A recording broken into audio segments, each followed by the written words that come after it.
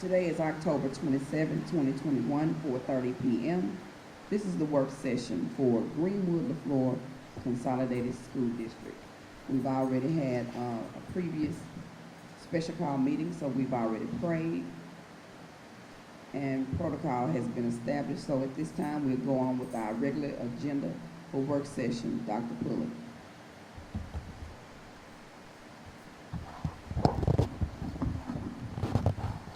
Good afternoon. Number one, review of the agenda for the regular board meeting. We have the call to order and the invocation. Number two, the approval of the agenda. Number three, the deputy superintendent's report, which will include the school at risk report and the additional targeted support and interventions report. Number four, the regular agenda. 4.1, 16 section land report. 4.2, approval to adopt board policy GAEC, whistleblower protection.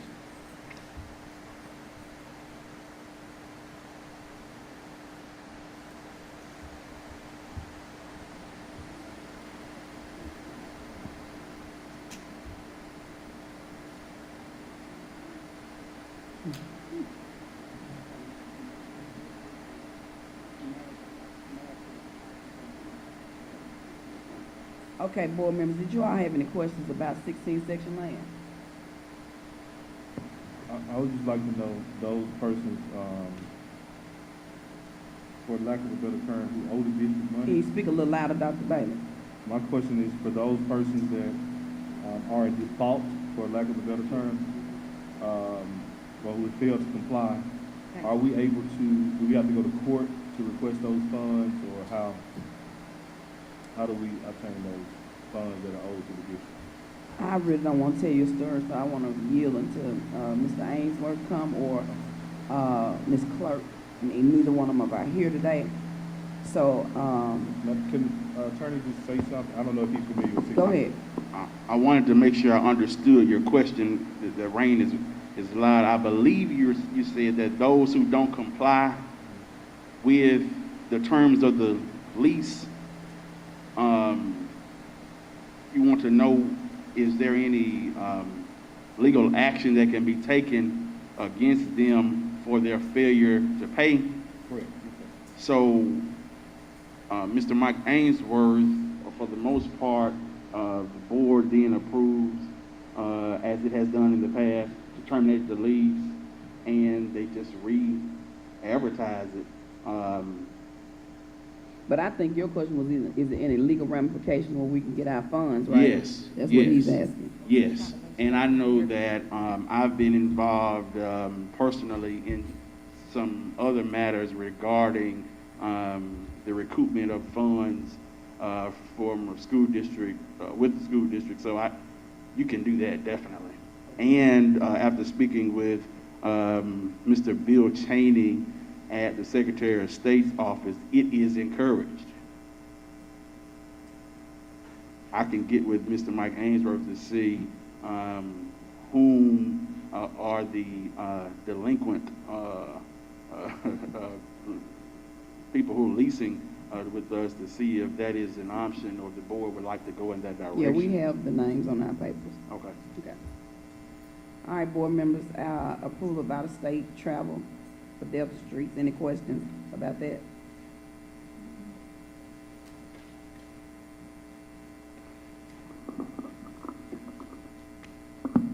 Mrs. Flowers passed along the document here that explains this particular item, and we will seek to remove this item from, due to the reason that's listed.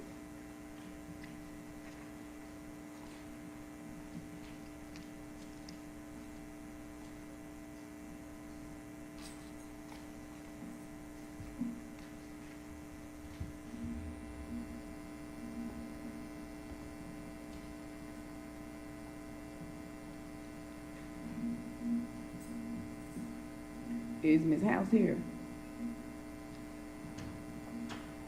No, ma'am. So, in the past, I just don't recall us doing it, so are we within our rights to do this? Yes, this is coming from the MDE Office of Federal Programs. Okay. But just for clarity, but he is providing the, Okay. yes, ma'am. I see now who it's coming from. I Yeah. thought it was coming Gotcha. from. Okay. Yes, ma'am. I got you. So then this item is gonna be struck Check. from Yes, the- ma'am. Okay, thank you. You may proceed, Dr. Fuller. 4.4, approval of inventory removal. These items were items that were damaged, Chromebooks that were damaged. We did send them off to be repaired. As you know, during this time, there have been delays in shipping, many things and many devices. So what they did was they sent us the money, the cost of those particular items. And we have documents that supports all of those items if you would like to see those. But they did send the district the money for those 50 devices, $11,000. Go ahead, and I want, for clarification, board members, I would like for you to know that I did meet with Dr. Pulley on Monday, and I did see verification of what he's saying. Go ahead, Ms. Lewis. So, Dr. Pulley, will you all replace these? Oh, yes, ma'am. Okay. Yes, ma'am. All right, Dr. Pulley. 4.5, approval to pay migrant English learners homeless assistance. Ms. Coleman, you want to? During the summer, our EL staff made many home visits to assist our homeless migrant and EL population. They were not paid for those services, and we would just like to pay them at this time. We have a drastic increase in migrant students as well as homeless. And board members, for the record, you see that there was 190 parents that they did help, and for registration with the language barrier. We know this is necessary, but I spoke with Dr. Pulley and just told him, looking at the dates, that we need to turn things in sooner than these dates. But other than that, we know that this is necessary. Any other questions, board members?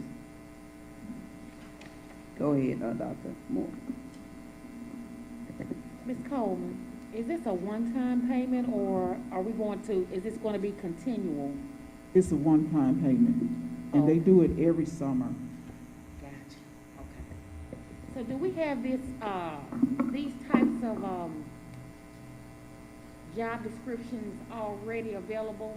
Just in case the district, do we have any maybe staff on board that are in this district that provides this type of service already? Yes, those individuals, because there's a language barrier, Right. and they're visiting some very rural areas. So they do home visits.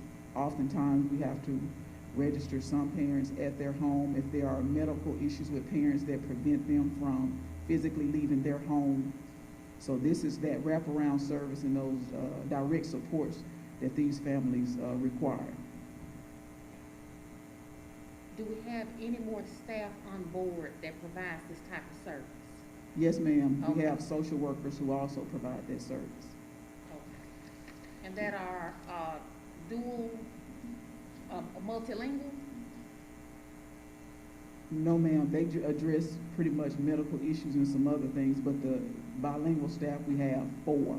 We have 4 staff members for the 12 schools. Okay, thank you. So just in collaboration with what Dr. Moore is asking, do we have the proper number of people for the ratio of student to teacher for these students? Like compared to other districts? Because I'm saying it's 190 students, but it's, 4 of them? I'm saying, can we keep up? We're keeping up. Okay, Yes, ma'am. okay. Dr. Pulley. 4.6, approval of special education official allocation. Each year, we do receive this particular allocation, and the amount is listed on the MDE distributed sheet here. But for FY21 and FY22, Part B 611 and ARP is $1,000,007, and preschool is $88,000. Any questions, board members? So I see a term on there, Madam President, that says preschool. Should that be pre-K? Where is that? No, ma'am, that's preschool because we serve students who are 3 years old. Where is that, Dr. Moore? Third On section the- down, Mhm. far right. Okay. Yeah, y'all go over to, it's not Gilliam anymore, what is it? Delta Delta Health Health Alliance, Yeah. and we service students from the health department. And do y'all go to the other area, preschools? We do some daycares depending Yeah. on the child's need, Mm-hmm. and some private schools. Right. Okay. Okay, Dr. Brooks. 4.7, approval of special education student to work program. This is to allow for these individuals listed to be able to transport those students to their work sites. Right now we have 1 student, but we anticipate that number increasing. Well, so what happened with the transportation with, who used to be over the jobs? He doesn't transport students anymore? Yet, yes, ma'am. but we want to, in order to travel by bus, we want to make sure they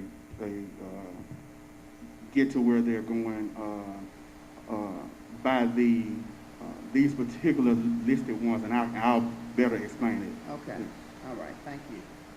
Any other questions, board members?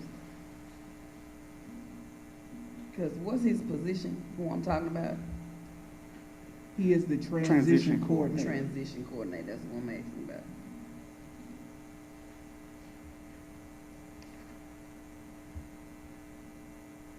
So does he transport any students?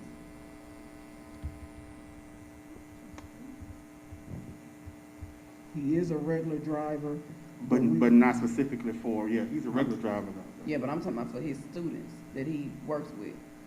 Due to COVID, we had to stop some of those things. Some of the businesses asked us to, so now we're starting again, and as things reopen, we're increasing those numbers of students. He is currently tracking former students who were in the program and have gone on to the workplace, so we do continue to track them, but we're working to increase that number of students. Okay. All right, Dr. Poole. 4.8, approval of the submission of community facilities grant through North Central Planning and Development District. Mr. Johnson. This will be the 3rd grant that we're seeking, and this grant is for vehicles for the maintenance department. Previously, we submitted grants for our safety and security department, which we were awarded. We also submitted for school buses, which we were awarded. So we would like to submit for these maintenance vehicles to defray the cost. They would pay up to 75% of the actual cost of the vehicles, and the district would have to pay the other 25%. Go ahead, Dr. Bailey. Mr. Johnson, do you have any idea of what type of vehicles you're looking to purchase? And Oh, they will be trucks, maintenance trucks. all right, and I know you said for maintenance purpose, so if that's, of course, Maintenance workers, it'll be the maintenance workers' vehicles. We currently have 15 maintenance workers. We have 12 vehicles, 9 which are functioning, 4 that are not working it currently. And of those 9, we have about 3 that are in poor condition. So we're looking to replace as many of those as we can. so would you potentially look at purchasing, I would assume since they're trucks, that they would have the capacity to pull trailers, Yes. but just long-term, if you are able to purchase a tractor with a bush hog, Yes. maybe one of those trucks having the capacity to pull such a load. Yes, yes. Go ahead, Ms. Lewis. Mr. Johnson, is that gonna be 75% of that amount listed on that second page? No, that's the award amount based off the quotes that were submitted.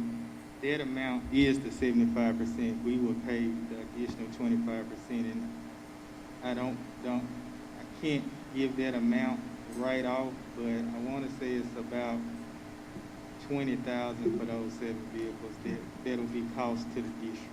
Okay, thank you. Any other question, board members?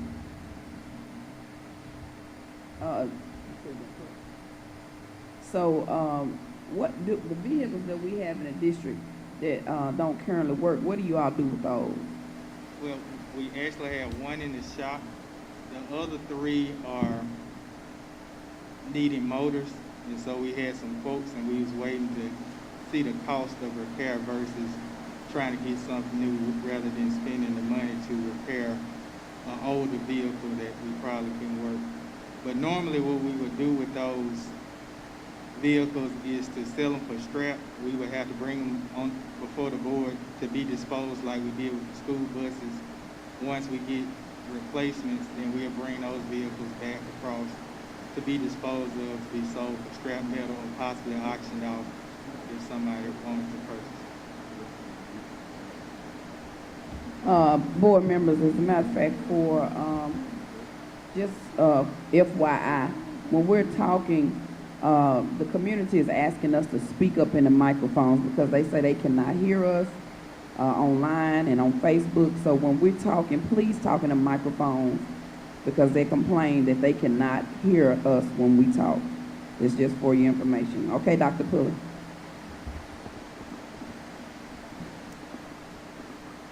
Four point nine, claims docket and financial information. Ms. Thomas.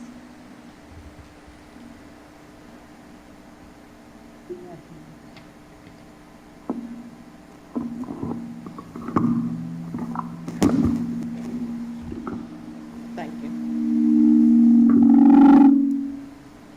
Good afternoon.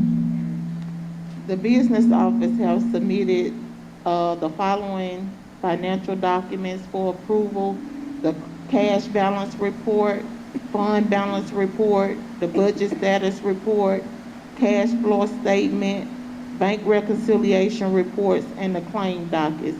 Do you all have any questions? Question, Madam President. Go ahead, Dr. Bailey.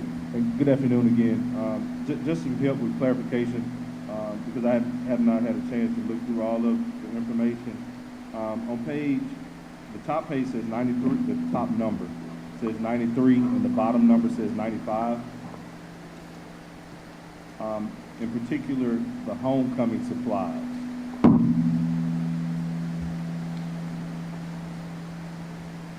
Bailey, can you repeat that? The top number is 93, and the bottom number is 95.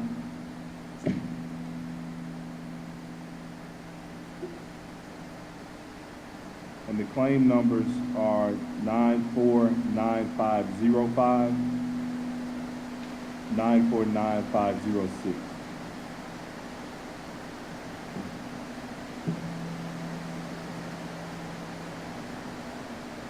And I just wanted to know, was this for all schools or 2 schools or a particular school?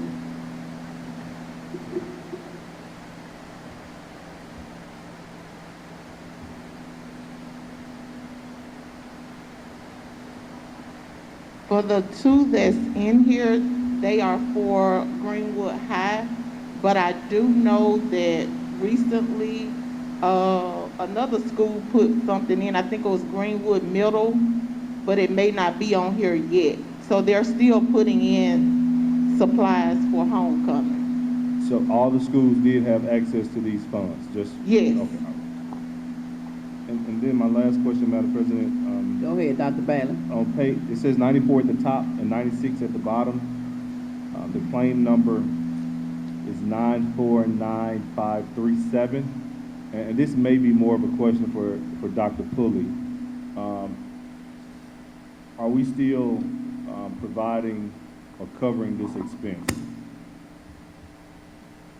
Can you give me that number again, Dr. Wade? On page 94, it says 94 at the top and 96 at the bottom. Okay. The claim number is 949537. Yes, in the Office of Special Education. Okay, Yes, yes, sir. thank you for the clarification. Yes, sir. Dr. Fuller, kudos to the business office for giving us more information on the, if you guys can look at, starting on page 93, we have more description than we had in the past. If you all take a look at it, you'll see we have more description about what they're doing, so we don't have to ask so many questions. Y'all see the difference?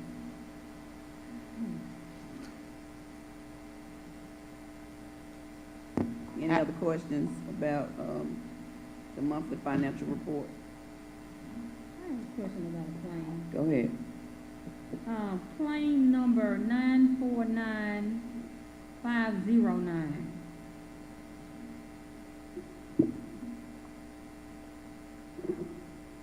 What type of service is that? It's for the, I think it's for the schools, right? The telephones in the schools. I'm not sure on that particular one.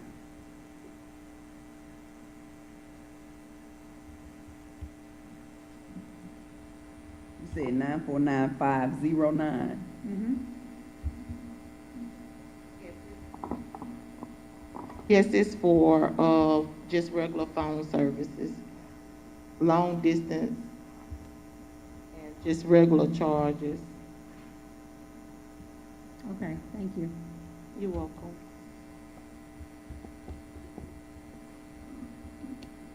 And Dr. Pulley, if you could look at the same page, claim number 949514. Even though we know it's from the Office of Academics, but it really still doesn't tell us Yes, what ma'am. was purchased, but it's a large amount. Yes, ma'am. We'll pull Do that. you know, ma'am? It was some technology items. They were. Okay.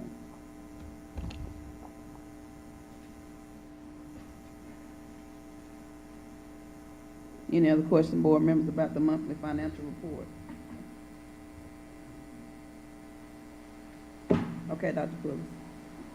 Number 5, consent agenda.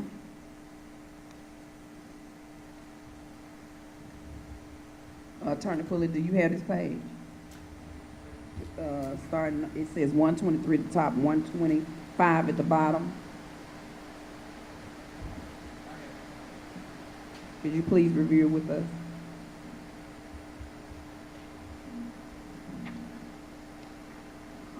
Oh, nothing is on there. Okay. Nothing is there. I'm sorry. It's You okay. may- But we did discuss that Right. before signing any of the minutes. So that- we come to our meeting, and board members, for the record, our board meeting on next week is Wednesday. There will be no school on Tuesday. So Wednesday is our board meeting instead of Tuesday. So please put that in your phones or your calendars. Our regular board meeting is next Wednesday. It was on the calendar for the school year. 5 o'clock next Wednesday.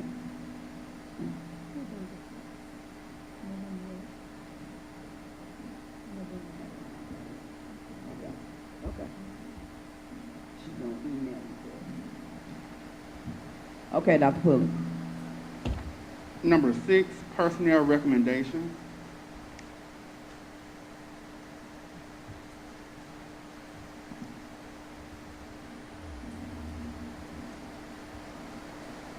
It is listed as 3 different ones, but they will be combined on Wednesday. Could you explain page 127 to the board? Okay, yes, ma'am. We work to make sure that the number of years coincided with the actual number of GLCSD years for our employees listed. No, sir, I'm talking about, it says 125 at the top, 127 at the bottom. So I guess the one that's highlighted, 125. Oh, okay. Okay, I'm sorry. Okay. These individuals,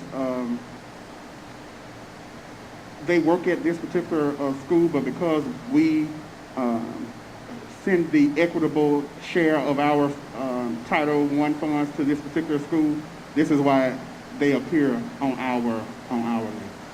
So this is an old school that changed their name. That might be why y'all not familiar with the name, because they have a new name. Okay. Any other questions about personnel board members?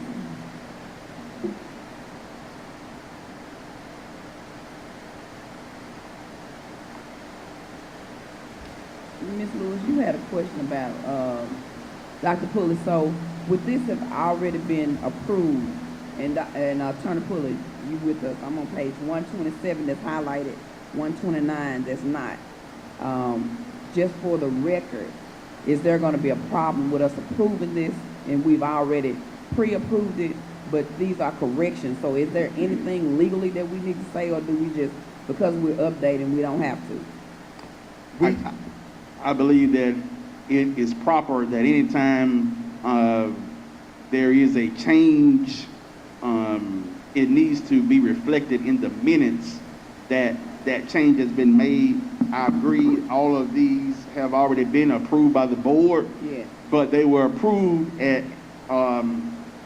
this is the corrected Yeah. version, so So that, I'm saying when we're approving this, we're gonna let the record show yes, that we are making corrections. that's correct. We will place that word, that term Thank there you. in the heading, so that it is understood for those names and any other names that we bring for that Right. purpose. Is it also possible to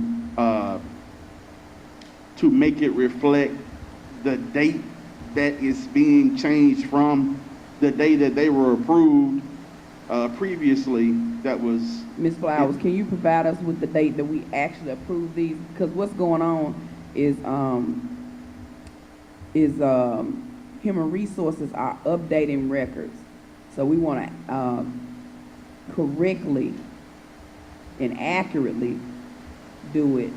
So we want the date that we actually approved these names, so that the record could reflect that we're updating and correcting. It has already been board approved, but things are being corrected. from that previous approval Yes. date. Dr. Pulley, you got that? Yes, ma'am. So are we saying that all the names, so are we saying all the names listed here needed to be corrected? Yes, ma'am. Based on the certification and GLCSD years only for this particular group.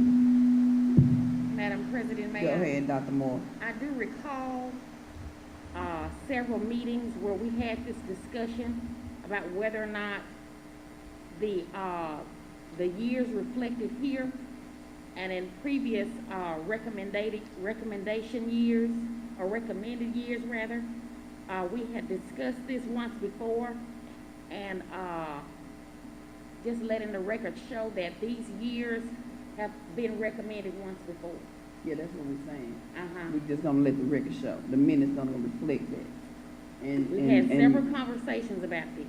Yeah, and Ms. Flowers is gonna provide us with the initial date. And we're gonna let the record show that we're just updating and making our records accurate. And for the record, the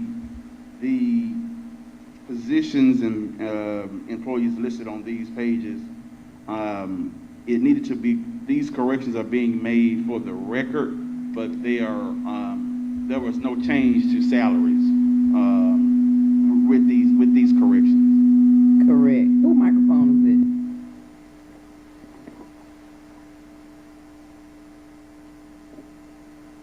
it? Okay.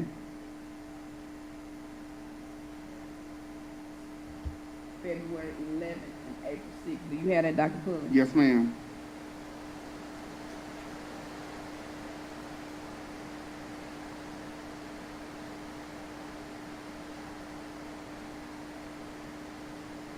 All right, any other questions about personnel? Say that date one more time, Ms. Flowers, so we can make sure. February 11th and April 6th, and that's 2021. Okay, Dr. Fuller.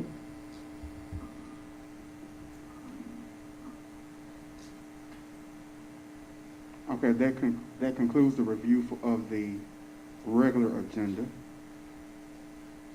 What about, page 133?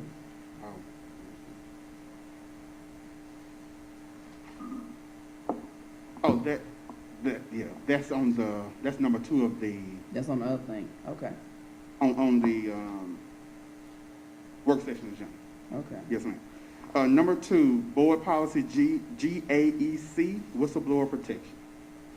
Board members, you have in front of you policy GAEC or proposed policy GAEC for your review.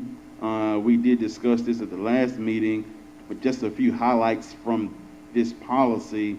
This policy protects all employees, classified and certified employees, from any improper action that they may know about, but may be afraid to say something.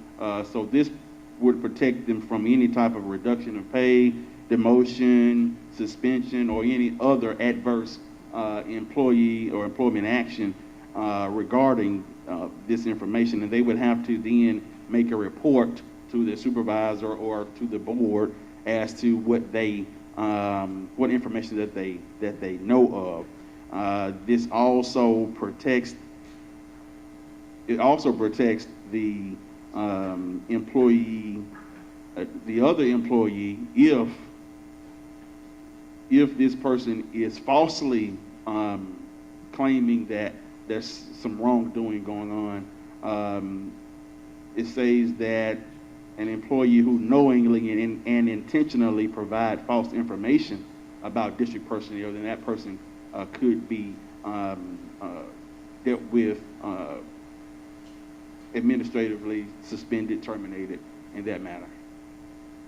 Board members, this is the second time that we've seen this piece or this policy, and I'm asking that we bring it to the board on next Wednesday for a vote.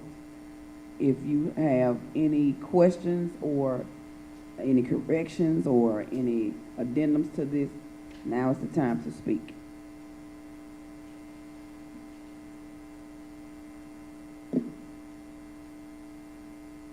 No questions or discussions?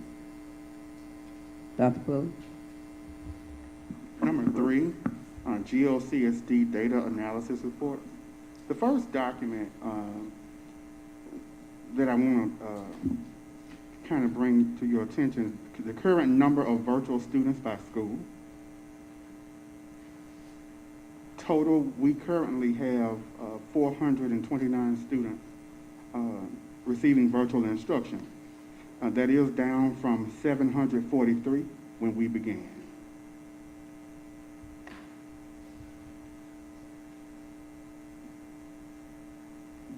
The next packet is a summary of the assessment results from 2020-2021. Each school and grade are listed throughout the packet. But as a summary, as a whole, for the GLCSD, proficiency was the only component that was calculated this year. In the area of ELA, 14.6% of students scored proficient. In math, 4.9% of students scored proficient. In science, 19.6% of students scored proficient. And in U.S. history, 18.9% of students scored proficient. I will come back to the next heading, but as I turn, you'll see the English language arts data for grades 3 through 8 and English 2. As a synopsis here, in grade 5, there were 23% of students that scored proficient and above. Outside of that, for each grade.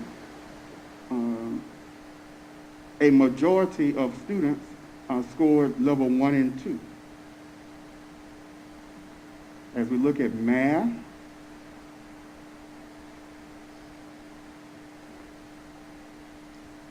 again, a majority of students scored level 1 and 2 in math.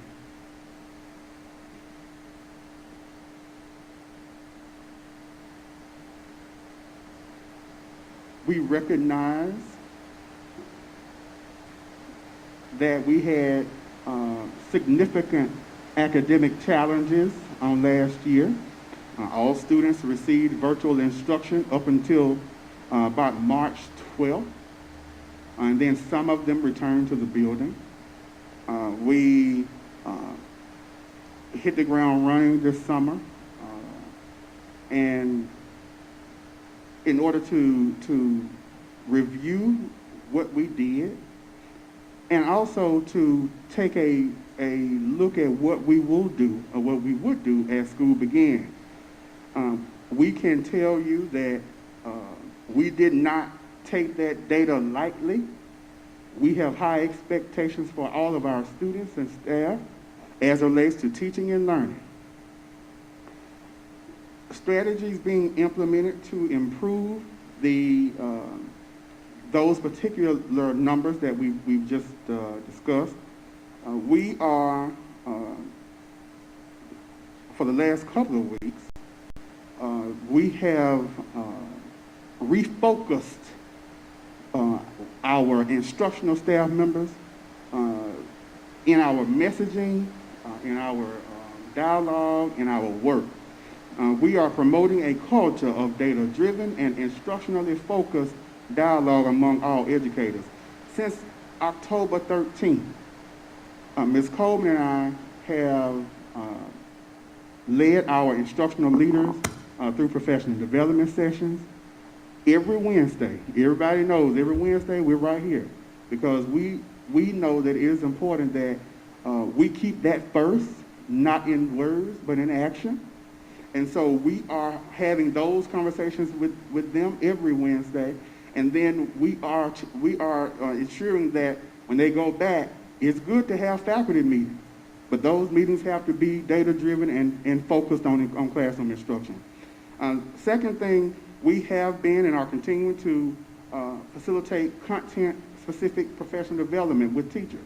On last year, we did, due to some limitations, we did have some general professional development sessions surrounding lesson planning and pacing guides and virtual learning strategies.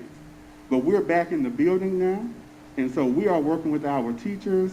I was fortunate enough to attend a math training, and our teachers are eager to get in there and receive that support from our staff, and we're just working together to improve in that particular area, those particular areas. And speaking about math, we are implementing a new curriculum in math for the entire district. As you can see that math performance was probably for the first time in a long time lower than the ELA performance. And so we recognize that as students were not face-to-face, some of those particular strategies in math as it relates to math fluency drills and some of those other things could not take place as they normally took place. And so now we're here, and Envision Math is that curriculum, and it provides students with a more conceptual understanding of math, and not just a repetitive review of skills or rote memory of processes. So we are working diligently to implement this new curriculum and increase performance. Next, we are establishing a district-wide intervention plan, which involves instructional leaders and teachers who provide daily remediation for students on high-priority skills and concepts.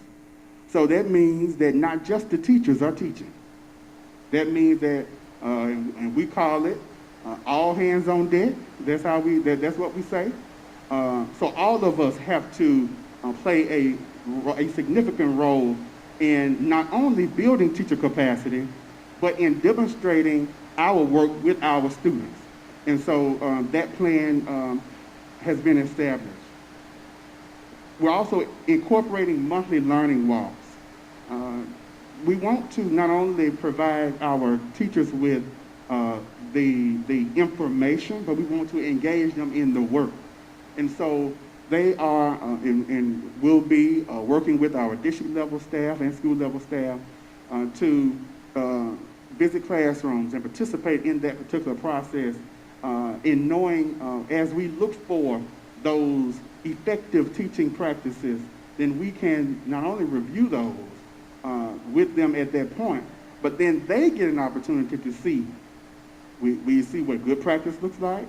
We see what can be done to improve those practices, and continuing to have those conversations. We intend to do that monthly to as a new way and a new approach to some professional development. We're also evaluating student performance more frequently so that we'll be able to catch the lower performance early. And so we want you to know that we are, we're working, we're on the move. Our first 9 weeks assessment results did show that we are heading in the right direction as it relates to growth. Our students this year, for the accountability model, growth will be calculated. And so every student knows his or her target. Every teacher has been challenged with his or her goal. Our principals know what the expectation is from this particular level, and we're in it working with them to make sure that we reach those academic targets. Dr. Fuller? Yes, Where ma'am. are you all with the RFPs? Oh, y'all haven't started? We can, we would have to bring it back. I'm saying, but have you started the process, is what I'm asking. No, ma'am, no, ma'am. In order to, we would have to bring it back here in order to continue. So, and all we would need to do is to determine what are the parameters that would be set on the front end in order to move. So that wouldn't be difficult because we would just take the same one that we had, and then we could have conversations around that. So I'm saying, would you be able to bring it Yes. to our board meeting on Wednesday? Yes, ma'am. Thank you. All right, please. Go ahead. Dr. Fuller, will we be able to get a copy of those 9-week assessment results? Yes, ma'am. I'll print you a copy before we. Okay. Mhm. That was what we passed out to you in that folder previously. This is the results for the first 9 weeks?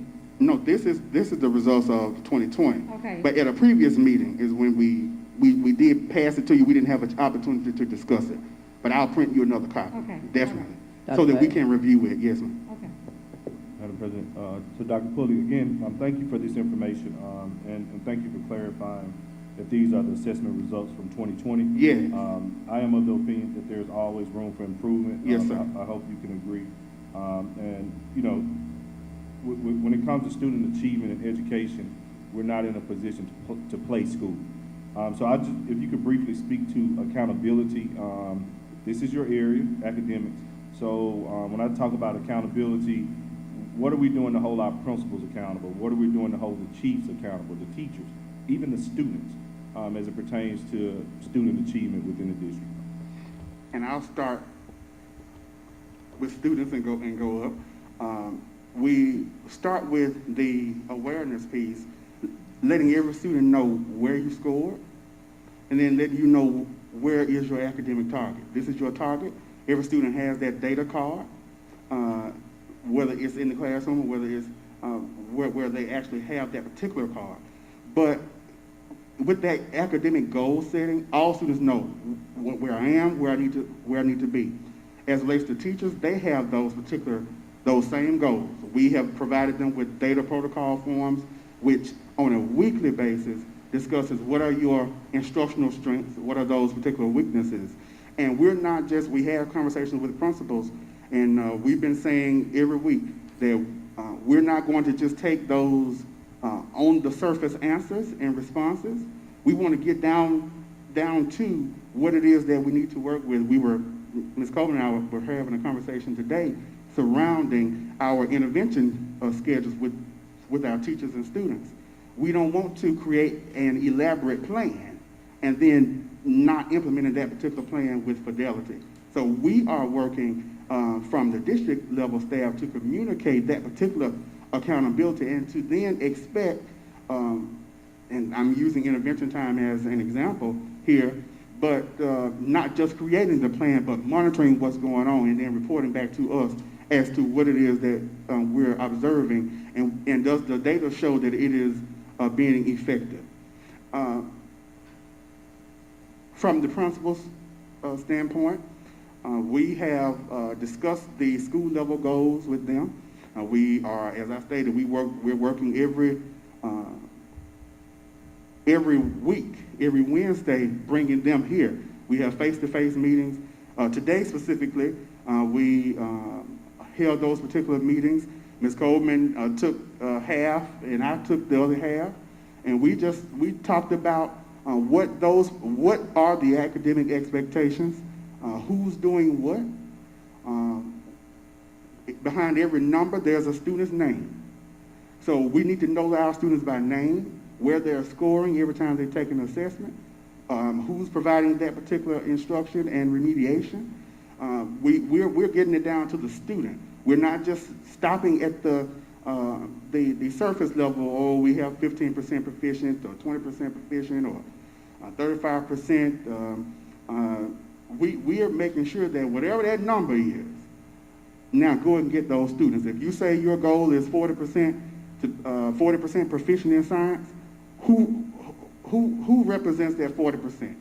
Who's working with that 40% in that school in order to meet that academic target?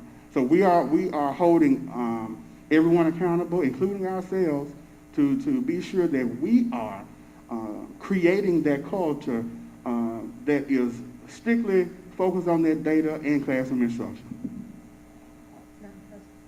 Go ahead, Ms. Abraham. Dr. Pulley, when you say like 40% is our goal, who sets those goals? I mean, how do you choose 40% of something? That was just an example, but it is, we use our baseline from where we started up until now. I can tell you that as we've talked about with the accountability model in ELA and in math contains three components: proficiency, growth of all students, and growth of the lowest performing students. And so it is an aggregate, it's a total number of points that determines the overall accountability of the particular school.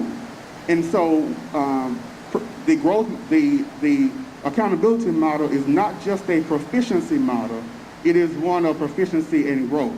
And so whereas, as another example, even if the math performance is 40%, that's just one indicator in math. But it could be 40% proficient, but then growth of all students could be 82. Growth of the lowest performing students could be 96. That's the way the model works, and we'll definitely show that. Yes, Well, ma'am. can you explain some of that growth stuff to me before? What I'm trying to figure out is, statistically, across the board, what are we setting as a goal for our teachers and our students? Because 40% doesn't seem like very much to me when you're talking about academic excellence. Why are we not setting the measuring higher? The way the model is designed, And who designs the model? Mississippi, state of Mississippi. And so it is, and we can show you districts across the state, the way the model is set up. This year is the only year that the only thing that was determined as it relates to scores was proficiency due to students not taking the test the previous year. Every other year, it is proficiency, growth, and for example, there's a school, we talked with principals the other day about it, a school that had 31% proficient in ELA. That's not and I don't want that to be misunderstood. Of course, we want as many students to be proficient as possible, but 31% proficient in ELA, that school was a B. That the model is designed to not only to assign that particular accountability rating for schools for the level of proficiency, but also provide that for the schools that if a child begins at level 1, and if the teacher works and the school works and that child ends up being at level 3, that's not proficiency yet, but that child grew significantly 2 proficiency levels. And so it awards the school those particular points as it relates to accountability. So another example, a school 18% proficient but 100% growth had a C. So so we're having conversations with and the way the model is set up is that each year you're growing to proficiency. So that it is we have realistic expectations that a student who scored last year level 1, it may not be realistic to say that students that's all students who score level 1 are going to score a level 4 in that particular year. But if I score level one in 4th grade, next year in 5th grade I score a level 2.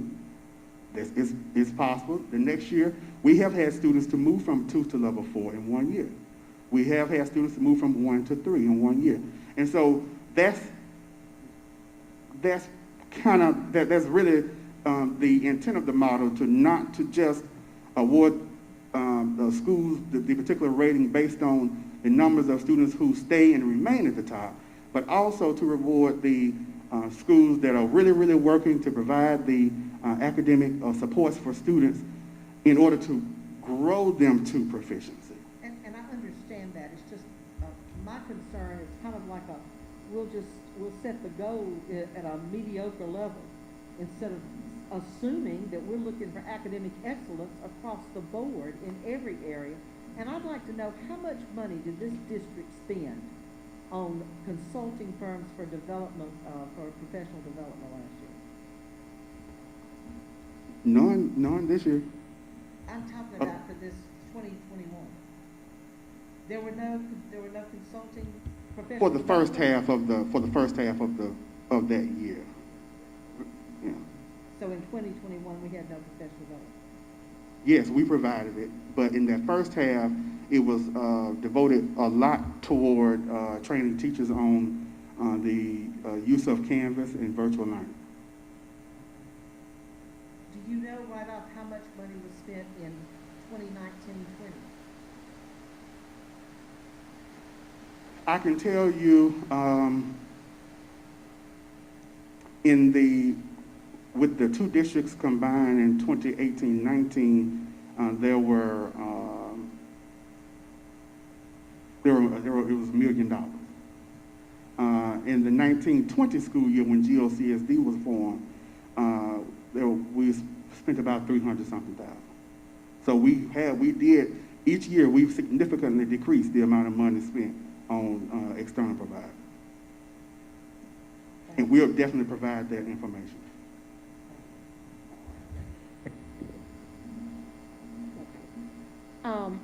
Dr. Fuller, I appreciate the strategies that have been submitted for implementation for improving student achievement, but I don't see, out of 6 of these indicators, I do not see resources, and I don't see how we engage parental collaboration or collaboration from parents or maybe outside sources other than aside from the external professional development that we would have approved. but I'm just trying to figure out what other resources. I see the Envision Math, I think that's a great idea. I will say but that this is not the end-all, be-all. I This, got it. we just, I got that. Yes, I do ma'am. have that, but I think a key component that we keep missing the mark on is parental engagement. yes, How ma'am. can we collaborate with parents? They're our children's first teachers. Yes, ma'am. You know, I mean, what else can we do to engage them? We may have issues because parents may need professional development. You know, what resources have we provided parents? What professional development opportunities have we provided our parents? We understand the contextual background of our county. And I just want us to make sure that we do not leave that particular piece out, because in my mind, it's so vital Yes, ma'am. and so important, and it's coming from a good place. It's coming from a sincere place. Oh, definitely. Yeah. We definitely agree. In addition, what other resources have we tapped into? I got the technology. What type games have we utilized that would, you know, how are we, I don't know, how are we teaching that all three types of learners? That auditory, that kinesthetic, and the visual. How are we tapping into those? I just think we got to go deeper Yes, ma'am. with our children and with our parents. Parents, same way. How have we tapped into their modes, stronger modes for learning, so that they can in turn assist their children? Yes, ma'am. I don't know, just suggestion. And I wanted to ask about the Envision Math, please. Is there a quantitative measurement of our instructors' knowledge of the Envision Math method? So our chief of math have been to those particular trainings, and then she is working to provide that particular training for our staff members, and really working with them. On the first 9 weeks assessment, we saw double-digit gains in improvement in the growth and in achievement. So and we will definitely print that again and share that. Thank you. And this Go ahead, Dr. Booth. Envision Math is one of the high quality instructional materials approved by MDE, and we had not used it before. Also, textbooks, Dr. Poole, as a part of that umbrella of resource, if maybe revised, those revised textbooks. Yes, ma'am. There's a grave concern, Dr. Pulley, for this whole summary of assessment results, but math and ELA, we really need all hands on deck. Yes, I mean, I'm not saying that the rest is good, but I'm just saying Yes, ma'am. we're sick in math and ELA. Yes, ma'am. Ms. Lewis.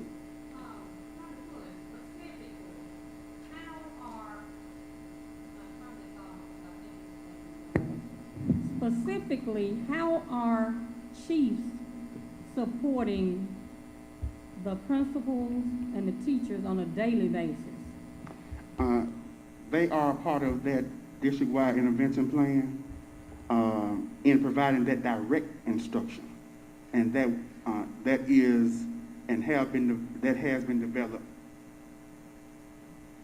currently, and will begin in that extensive manner on next week. Now they already support them as it relates to professional development and going into model for them and all of those things, but that was a part of them actually going in to provide the remedial intervention services for students. So on one end, building capacity, but also now going in and working with our students who may be low performing, and we'll show you that. Okay, thank you.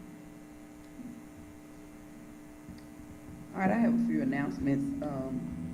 Just want to say that Dr. Pulley and Ms. Coleman and myself attended, and Mr. Charles Johnson, I'm sorry, attended Leflore County High School's coronation last night, and the queens were so beautiful, and the kings were so handsome. And a shout out to our students at Leflore County High School who always watch our board meetings. We actually have students in the district that watch all of our board meetings. So a shout out to Leflore County High School students. Also another shout out to Rika Watkins, who supports the boys and girls in this district so diligently.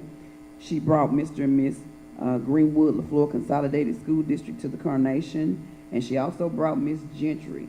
So we just want to give a shout out to our teachers who support our boys and girls in this district. Also, Greenwood High School's coronation will be tonight at 7 o'clock, and I know we're going to have a grand occasion over there as usual. Also, the Mississippi School Board Association will be hosting a survey and a webinar tomorrow at 6 o'clock p.m. For our parents, our community, and our business owners, all of our stakeholders. There will be a link on Facebook and on our Greenwood Leflore Consolidated School District, and we're asking all the residents in Greenwood and Leflore County to take part in this webinar and survey, because we want your input and we want you to have the superintendent that you want for the next 22 school year. Also, we attended a play at the Greenwood Little Theater where Mr. Sturdivant is here to make a presentation to the board on tonight. So if you will come forth, Mr. Sturdivant.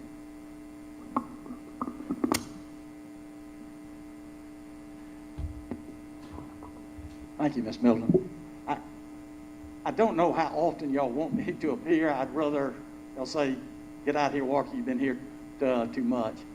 But I first want to, again, thank you for the partnership that I feel that we have established with the school board.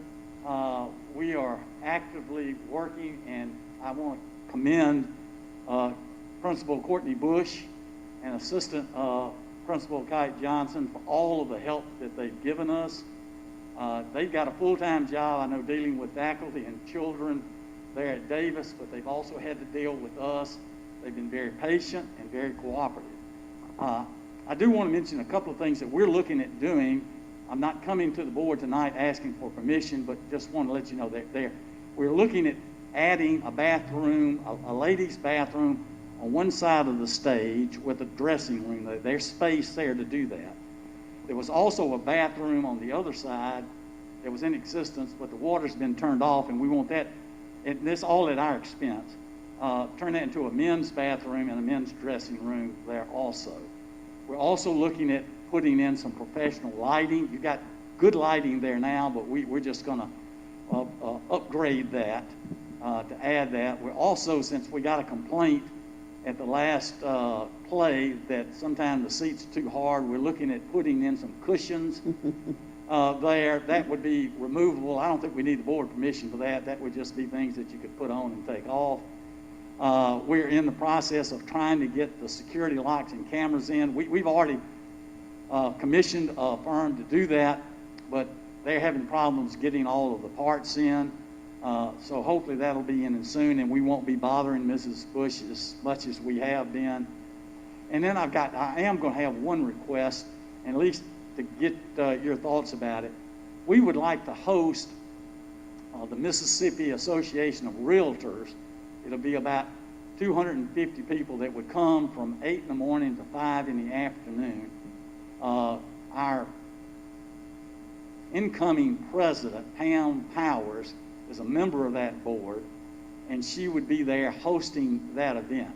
Of course, we want to get your permission to do it. Also, we need to get Mrs. Bush permission to do that so it doesn't conflict with anything that's going on at the school. But it's these type of events we think brings recognition not only to the school and the little theater, but just the Greenwood community, and would provide, I think, some economic impact there also. But my primary purpose here tonight is to, again, thank you. We've enjoyed our relationship with you. And also, and let me make sure that it's completely understood, any of the plays that we produce, you and a guest are invited. So Dr. Pulley, Mr.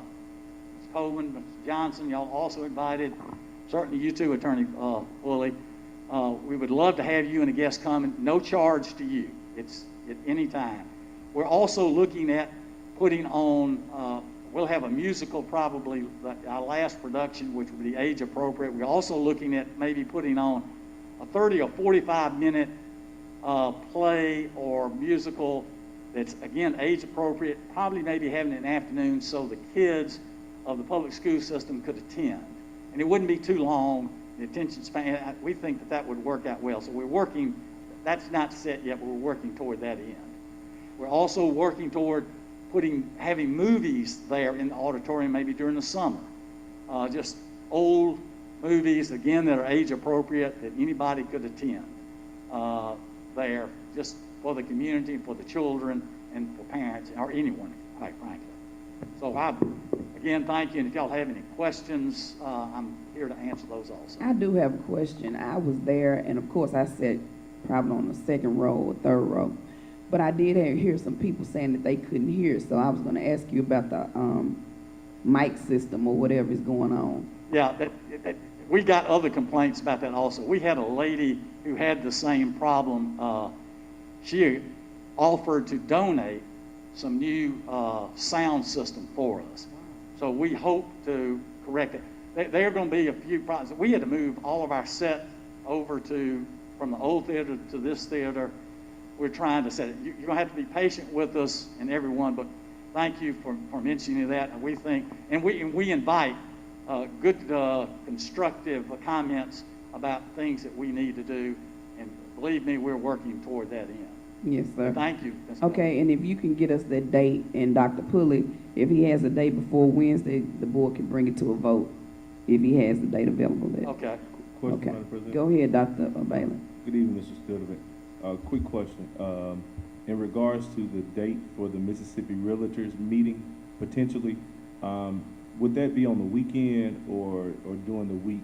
Just concerns about possibly interfering with the daily operations of the school if it's held during the week. Yes, I think it's going to be, I don't know if a date has been set for that, but it would be during the week, it's my understanding. But we would not do it at a time that would interfere. We would coordinate that with Mrs. Bush, the principal there at Davis, and if she says it wouldn't work, we wouldn't do it. So it has to, we understand that. And if it conflicts with anything that's going on at the school, obviously the school has first priority, and we are not going to do that. Correct. But parking is probably going to be a problem with 250 people. Yeah, you know, that's something else we're looking at. That parking lot out there, it's got some potholes in it on that south side of the school. We're going to try to also, if we can, get a grant to help pave that. And you're right, parking could be a problem, but we'll... Unless you partner with the church across the street and around the corner. And we might allow you.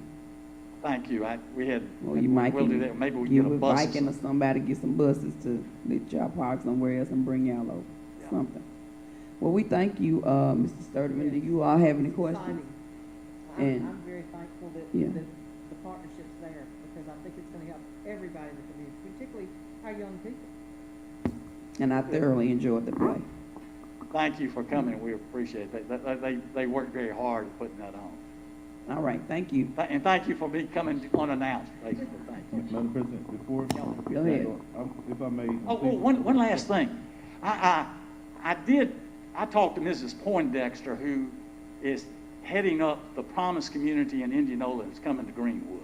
I told her my connection with the Greenwood Little Theater and my connection, or the Little Theater's connection with the school board. I offered for us as a theater to help in any way we could. I just wanted you to know that, to the extent that we can work with them and with you, of course. We've opened that door. Thank you. Dr. Bailey. And please forgive me, Madam President. I just had a question about the whistleblower policy. Go ahead. So, forgive me. On line 7, Attorney Pulley, where it talks about a principal, supervisor, the superintendent, or a member of the Board of Trustees receiving a whistleblower report shall promptly bring such report to the attention of the President of the Board of Trustees. Is there any particular reason why it wouldn't be reported to the superintendent and allow that person to communicate to the president, or even, we have a chief of compliance. Just a question. Where do you see that, Dr. Bailey? On line 7 in that first paragraph. We can make those changes. I believe that the sample policy takes into account whom the report is referencing. So Okay. if the report is referencing the, Superintendent. then you wouldn't Would go send to it to the- the superintendent, right, right? understood. And so if that needs to say board member, because I think it would be fine if that was given to the board member. Well, it doesn't need to have any waffling in there. It needs to specifically say who it needs to go to. So I actually think that's okay to say president of the board. But we're mirroring this policy from other That's policies, correct. right? That's correct. But I think that if there's a teacher that has an issue and wanted to submit it to the principal, I think that would be fine. The principal then submit it to the superintendent and go forward. I think that in all things, it needs to follow the chain of command.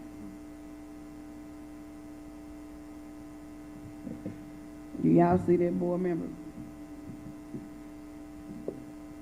And then again, too, Madam President, per the last meeting or discussion about this, are we accepting verbal reports?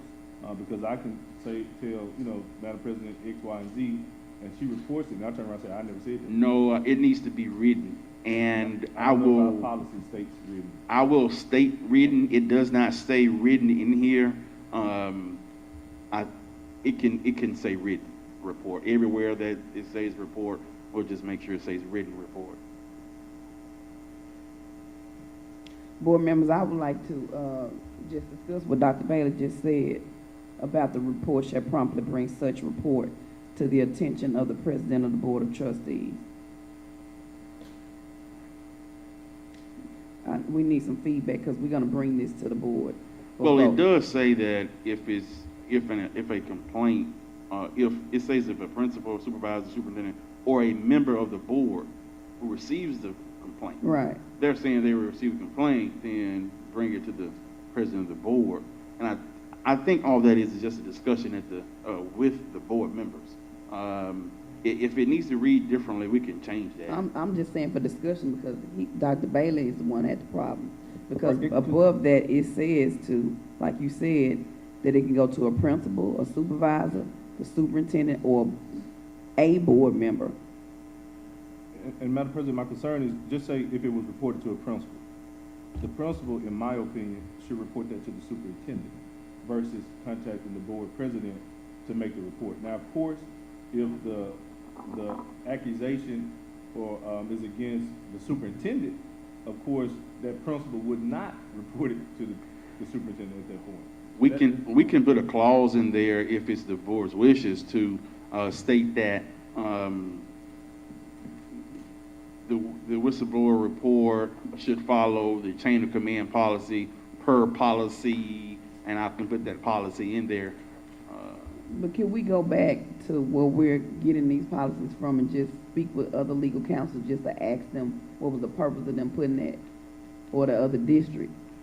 I mean, it can be, the purpose of it is that most information is brought to the attention of the president of the board, and then the president shares with the rest of the board members. So that's just protocol, to be very honest with you. Board members?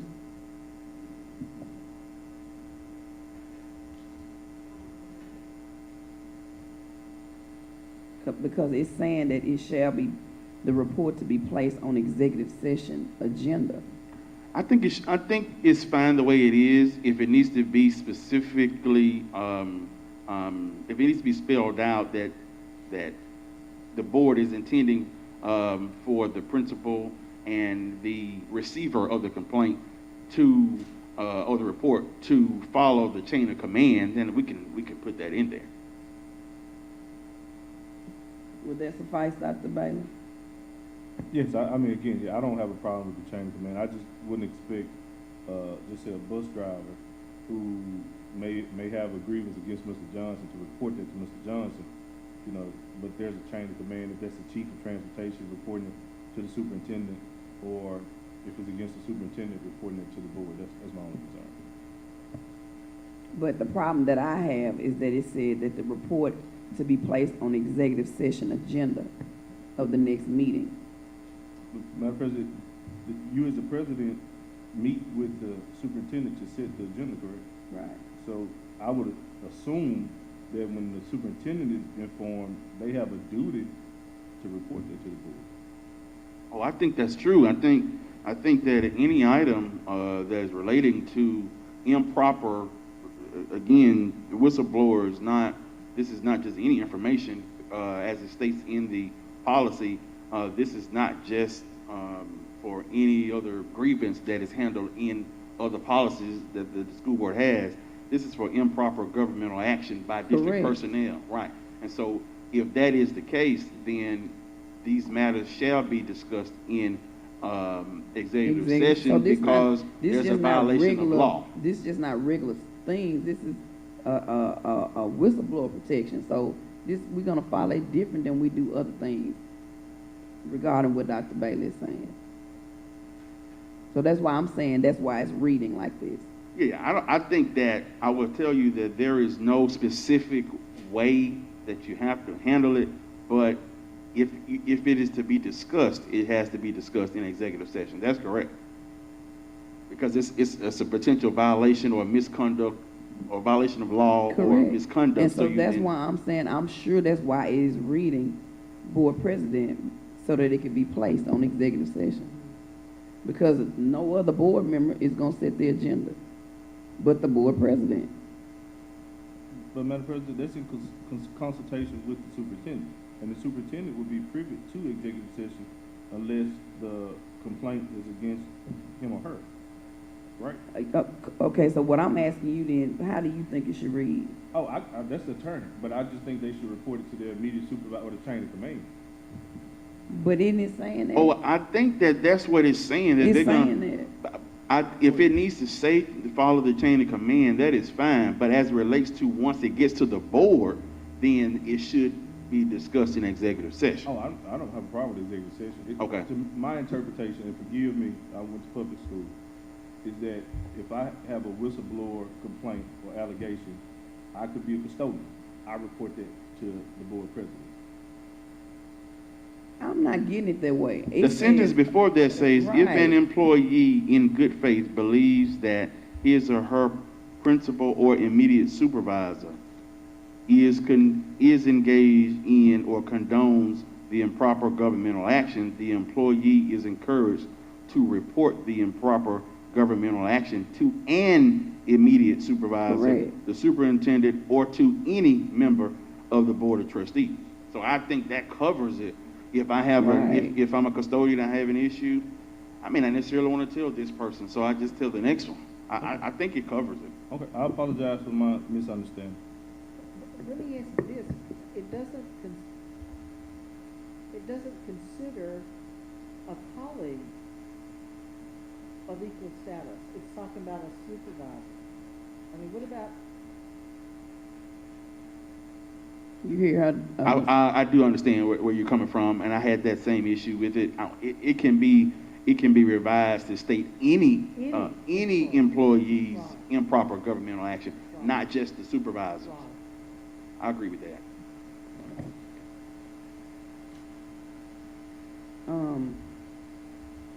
Chair will entertain a motion, for consideration of executive session. It's been motioned and second. All in favor? Any opposed? Ayes have it, motion is